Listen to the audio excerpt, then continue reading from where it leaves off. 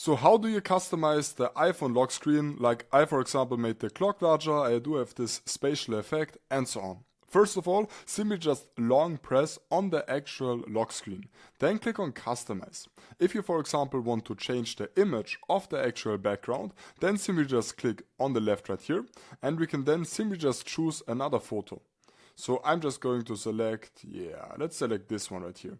By default, we do have this kind of depth effect of our clock, which I actually really like. Now, what we can also do is we can actually enable the live picture right here by simply just clicking on it. We can also enable a spatial scene, which will result in this kind of spatial effect when rotating our phone. I'm going to leave this turned off. We can then actually also select the depth effect if we want to for the clock. And if we, for example, want to make the clock bigger, we can actually simply just drag this like this, depending on our own likings. I'm just going to leave it at that. We can then also click on the actual date on the top. We can change the widget for this.